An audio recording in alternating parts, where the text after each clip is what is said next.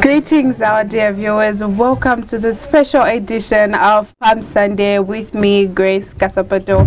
Today we are discussing Palm Sunday. As we all know, Palm Sunday marks the beginning of a new Holy Week. You know, we always ask ourselves, Muzatimaliza ngoma pa Palm Sunday, tikafika padea chechi, the drums are shut down, we sing, we lift those palms and all that.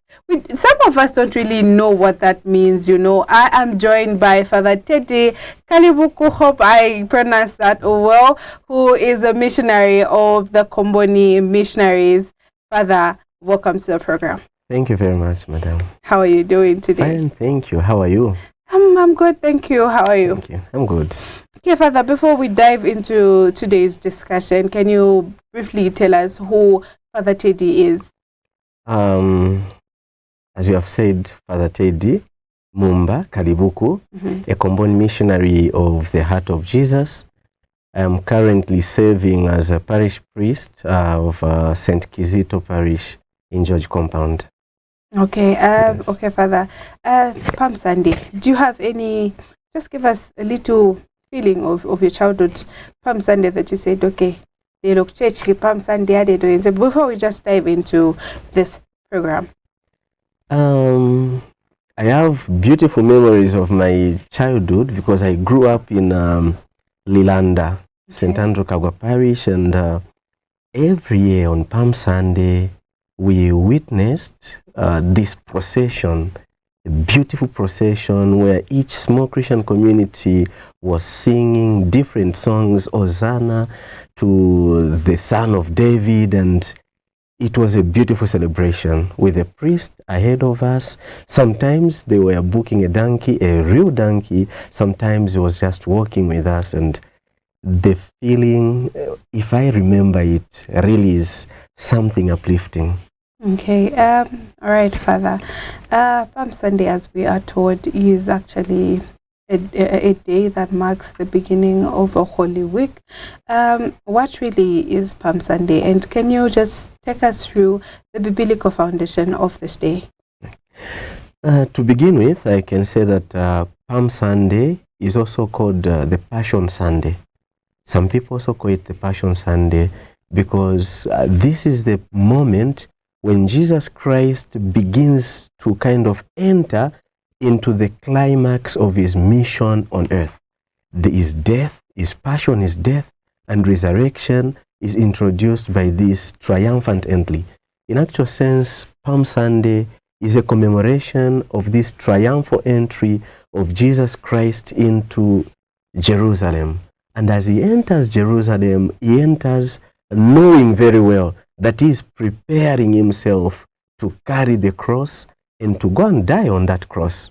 So it is this commemoration that reminds us of his entry into Jerusalem, this earthly Jerusalem, that foretells his triumphant entry into the heavenly Jerusalem, where he's going to rule, where he's going to reign forever. So it is a kind of reminder for all of us Christians. Now, if you were to talk about a biblical foundation, we find this prefigured in both the Old Testament and the New Testament. In the Old Testament, clearly we find it in Zechariah, the prophecy of Zechariah 9, verse 9 to 12, where Zechariah talks to Zion and Jerusalem, says, "Rejoice, daughter Zion, rejoice, shout, Jerusalem, for your king is coming, humble, riding on a donkey." So in Zechariah, we find this prefigured. And then we find now Jesus Christ fulfilling this prophecy of Zechariah in the 4 Gospels that we read, the 4 canonical Gospels. In Matthew chapter 21, verses 1 to 11, we find this given to us, this account of the Palm Sunday, kind of. And then Mark also gives us this account in chapter 11, verses 1 to 10. Then when we go so to the Gospel according to Luke 19, verses 28 to 38, and finally John chapter 12, verses 12 to 18. And if we are to ask ourselves why the name Palm Sunday, the name comes from the very things that we use on that, the palms or the branches of the palm that are used to manifest the triumph of Jesus Christ over sin and over Satan. Okay, Father, you have just unlocked my mind when you brought up the issue of the palms. We see this symbol during Palm Sunday where we lift the palms and wave them, and we are singing Hosanna, Hosanna. What significance does it have on our faith? It has a very deep significance on our faith, because we look at it historically. When Jesus Christ was entering into Jerusalem, riding on a donkey, people who have heard of his miracles, who have heard him preach and who have seen him perform these miracles, now they are welcoming him, and they believe that this is the Son of David, this is our Savior. They sing to him Hosanna, they glorify him, they praise him, like they worship him. So for us, the significance of this raising the palms is this kind of welcoming Jesus Christ in our very lives, in our families, in our businesses, in our work. And we welcome him in our church. We welcome him as someone who triumphs over sin, someone who triumphs over Satan and his agents. And so the palms will mean the triumph of Jesus Christ, but also our welcoming of this triumphant king. Another important symbol that we look at is the donkey, which symbolizes peace and humility. So this king who comes is a king who brings peace, is a king who comes in all humility. And so as we are even accepting him, we are accepting, we are receiving, we are welcoming his peace, we are welcoming his humility in our lives and in all the aspects of our lives as Christians, but also as humans. Okay, Palm Sunday and our Christian journey. What is the exact message that we should take from the Palm Sunday, and how Christians today live out the message of Palm Sunday in our daily lives? The message that we should take, especially in this, our world, where everyone wants to be seen, everyone wants to rule, everyone wants to be king, everyone wants to appear, to be the most important person.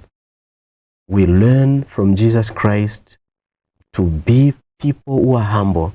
No matter what we have, no matter what position we are holding, we need to learn from Jesus Christ to be humble people, to live in humility, and to allow peace to reign in our hearts, in our families, in our business, and in our work, so that this peace that reigns can also outpour to other people, so that whenever someone meets us, they meet this humility that we inherit from Christ, so that they also receive from us, through our words and through our interaction with them, the peace that Christ brings. The peace that we receive from Christ is the very peace and the very humility that we want to share with other people. And another, just to add on, as we live our human life, we need to, as I've put it, emulate the humility of Jesus Christ. And as we emulate the peace and the humility of Jesus Christ, we allow ourselves to be influenced by the gospel, so that we live as true citizens of the kingdom of peace, of the kingdom of humility, the kingdom of Christ. So that wherever we go as these citizens, we force ourselves, we allow ourselves to be led by the laws that the Prince of Peace has laid down before us. Another thing is, as a message of Palm Sunday, a message of Holy Week, we need to recognize the sovereignty of God. No matter how circumstances become chaotic, we need to trust, we need to believe in the sovereignty of Jesus Christ. We have no control over things that happen to us. Jesus Christ, God has control. And we need to abandon our lives and all that we have and are into his hands so that he may lead us. Thus, we become peaceful and we live our lives in humility. Okay, Father, as we are going into the Holy Week, as we'll be entering the Holy Week, what is it, us as believers, we should focus on spiritually? There are a few things that we need to focus on spiritually as we move towards Holy Week. At the beginning of this Lenten season, the church never ceased to remind us through the servants of God, our priests, that there are pillars that we need to take care of. Prayer, fasting, going for confession, helping those who are in need. These are the pillars that we need to take care of. Even as we are entering into this moment of Holy Week, we need to sit down and reflect on our lives. Have we really confessed enough? Have we really fasted enough? Have we really prayed enough? Have we really helped those who are in need? Because at the end of this season of Lent, we risk to waste our time if we have not really allowed ourselves to pray adequately, to fast adequately, not only from food, but also from everything that prevents us from being in front of God. Have we helped the poor? Those are the questions that we need to ask ourselves. As we enter into this Holy Week, another thing we need to do is to emulate the humility and the peace of Jesus Christ. As we emulate that, we should not just end at admiring. We need to allow what we admire to influence us. And as we allow that to influence us, we allow it to lead us in our daily lives so that we become truly witnesses of Jesus Christ. We need also to focus on love and sacrifice. It's love, as we always put it, that kept Jesus Christ on the cross, not his nails, not the nails in his hands. It was love. And this love that led him to sacrifice himself. Are we ready to sacrifice what we have and what we have for the love of God and for the love of our neighbor? So as we enter into this Holy Week, we need to ask ourselves also that question. The question of love and sacrifice that makes us to become another Christ to the people with whom we live, the people we encounter in our daily lives. Okay, Father, before we conclude on the program, what is it that you would say is the significance of Palm Sunday? The significance of Palm Sunday is exactly what you see we have talked about throughout this discussion, the triumph of Jesus over sin. Jesus triumphs over sin. Jesus triumphs over Satan and his agents, and is entering Jerusalem as a triumphant king. This is the kind of message that we need to carry.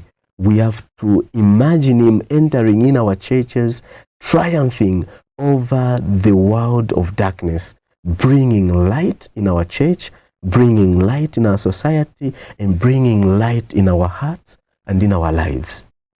If without this, we are going to waste our time. We are going to sing Hosanna to the Son of David. We are going to dance, we play whatever drums and instruments we play, but it will just be entertainment.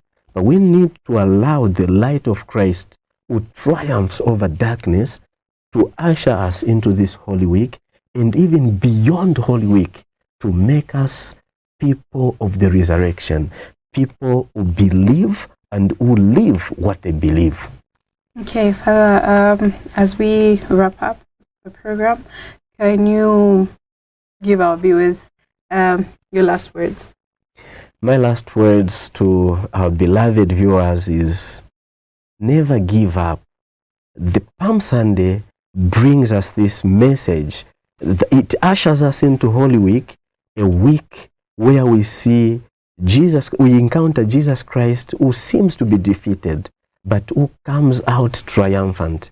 Even in our lives, our daily lives, sometimes this lack of employment, lack of money to use in homes, in our families, lack of love in families, will seem to have triumphed over love, over the blessings of God. But what really matters is that we believe in a God who triumphs. We believe in a King who leads with peace, with humility, but who is always triumphant. He is going to help us to triumph over everything that bothers us. What we need to have is faith in Him. We have to believe in Him and to allow Him to lead us in this our faith, so that we may be able to have these fruits of our faith, of our hope, and of our love. Okay, thank you so much, Father, for sharing with us the profound insights of Palm Sunday. We are really, really grateful. Hope our viewers will always remember what Palm Sunday is after this lesson that we have had with Father Teddy. Okay, our viewers, as we enter into this Holy Week, let us all remember to always stay away from sin and also just emulate the footsteps of Jesus Christ. I have been your host, Grace Kasapato. From me, Father Teddy, it is bye for now. Until next time.